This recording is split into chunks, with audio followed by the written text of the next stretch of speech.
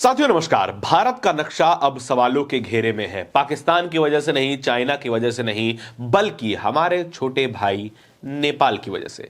भारत के लोग हमेशा से नेपाल को छोटे भाई की तरह ट्रीट करते आए हैं। भारत की सरकार भी नेपाल को अपना ही, लगभग अपना जैसा हिस्सा ही मानते आए हैं। भारत कई मायनों में नेपाल की मदद कर चुका है। भारत कई मायनों में नेपाल का सहारा बन चुका है। लेकिन नेपाल ने कुछ ऐसा कर दिया है एक बार फिर, जो कि भारत की संप्रभुता पर सवाल खड़े कर रहा है। नेपाल ने एक नया मैप जारी किया है, राष्ट्रीय स्तर पर नहीं, अपने एक नोट पर। नेपाल राष्ट्रीय बैंक के द्वारा एक 100 रुपए का नया नोट निकाला गया, जिसमें नेपाल का नक्शा छपा हुआ दिखाई दे रहा है।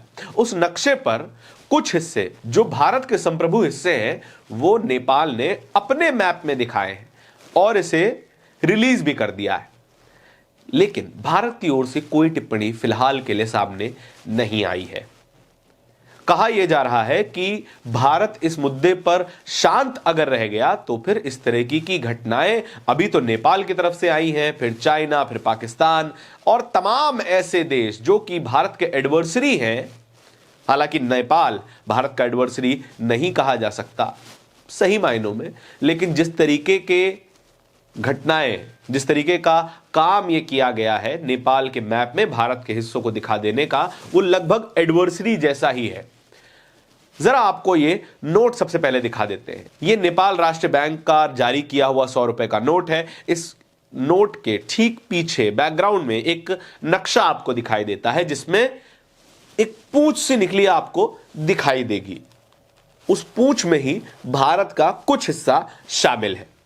यह हिस्सा जरा अगर आप जूम करके देखेंगे तो फिर कुछ ऐसा नजर आता है, जिसमें साफ तौर पे 3 हिस्से हैं: काला पानी, लिम्पियाधुरा और लिपुलेख। यह हिस्सा हमेशा से भारत और नेपाल के बीच कॉन्फ्लिक्ट का कारण रहा है। कई सालों तक यह कॉन्फ्लिक्ट शांत रहा, ठंडे बस्ते में रहा और इसके ऊपर चर्चा नहीं की गई। कहीं ना कहीं भारत और नेपाल ने इस पर एक सेटलमेंट बना लिया था कि इसको आराम से हल किया जा सकता है, और लगभग हल भी कर लिया गया था। लेकिन अब यह मामला दोबारा उठने लगा है। कहा जा रहा है कि नेपाल पर जो चाइना का इन्फ्लुएंस है, उसके कारण यह विवाद दोबारा उठ खड़ा हुआ है।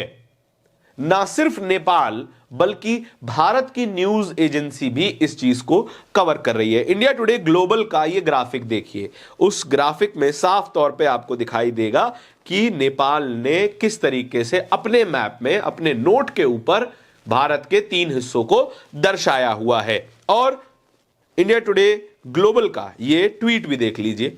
Nepal has released new 100 rupee bank note featuring a map that includes Kalapani, Lipulekh and Limpiadhura. The region India maintains belongs to it. The Nepal Rashtriya Bank said the map was revised according to government direction and appears only on 100 rupee note.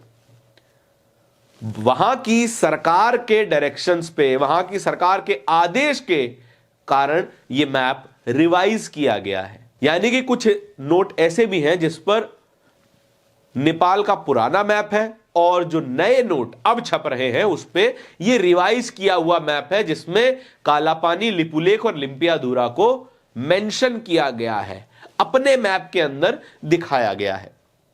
लेकिन चीजें interesting कहां से शुरू होने लगती हैं इस खबर में, जब जर्नलिस्ट नीलू व्यास के साथ बीजेपी के नेता सुब्रमण्यम स्वामी का ये इंटरव्यू सामने आता है। हम चाहते हैं कि ये इंटरव्यू का ये हिस्सा आप पहले सुन लीजिए। Ask Jaishankar to publish the map which we have and the Chinese have put out since 2020. I'm not talking about Nehru's time. Yeah. He can't do that. He won't do it.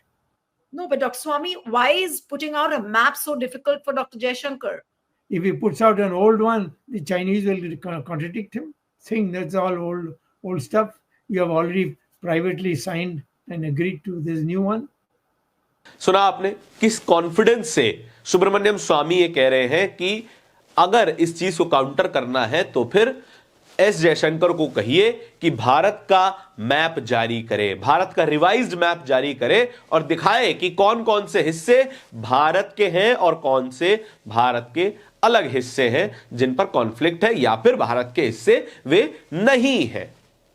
वे कह रहे हैं कि China के साथ भारत ने शांति से एक agreement sign कर लिया है, अगर वो नया मैप या फिर रिवाइज किया हुआ मैप जारी करेंगे तो उस पर चाइना अपना ऑब्जेक्शन डाल देगा। और इस ऑब्जेक्शन से बचने के लिए ही अभी तक भारत की ओर से कोई भी जो है रिएक्शन नहीं दिया गया है। अब आप साफ तौर पे समझ सकते हैं कि किस तरीके की सिचुएशन यहां पर बनी हुई है। खुद बीजेपी के नेता यह कह रहे हैं कि भारत की सरकार ने शांति से चोरी छुपे चाइना के साथ अग्रीमेंट साइन कर लिया। और यह हो कैसे सकता है? कोई खबर नहीं, किसी भी तरीके का प्रेस रिलीज नहीं, जबकि कई हिस्सों पर हमारी और चाइना के बीच में टेरिटोरियल कॉन्फ्लिक्ट्स हैं। और यह बात साफ जाहिर है कि चाइना हमारे हिस्सों पर, भारत के संप्रभु हिस्सों पर अपना दावा ठोकता आया है। फिर चाहे वो अक्साई चीन का मामला हो, फिर चाहे वो पैंगोंग लेक का मामला हो, फिर चाहे वो सुदूर पूर्व में अरुणाचल प्रदेश का मामला हो। अरुणाचल प्रदेश के मामले में तो चाइना ने 3 बार ऐसी लिस्ट जारी करी है जिसमें वो अरुणाचल प्रदेश के कई हिस्सों पर अपना दावा ठोकता है और उसके नए नामकरण की भी बात कह देता है, मैप जारी कर देता है। लेकिन फिर भी भारत की ओर से कोई रिएक्शन सामने नहीं आता। क्या असल में बात वही है जो सुब्रमण्यम स्वामी कहना चाहते हैं? क्या असल में बात वही है जो सुब्रमण्यम स्वामी इस वक्त इशारा कर रहे हैं जिस स्थिति के ऊपर कि भारत की सरकार चाइना के साथ एक साइलेंट अग्रीमेंट पे है, इसीलिए वो कोई जवाब नहीं दे रहे हैं। जवाब न देने से सिचुएशन वर्स्ट होती है। जवाब न देने से, शांति बनाए रखने से इंटरनेशनल पॉलिटिक्स में आपकी इमेज खराब होती है। और जिस तरीके की इमेज हमारी सरकार अपने नेता की, भारत के प्रधानमंत्री की बनाना चाहती है, असल में इस शांति से वो इमेज ही डैमेज हो रही है। इस पूरी खबर के बारे में आपके क्या विचार है? कमेंट सेक्शन में बताइएगा जरूर।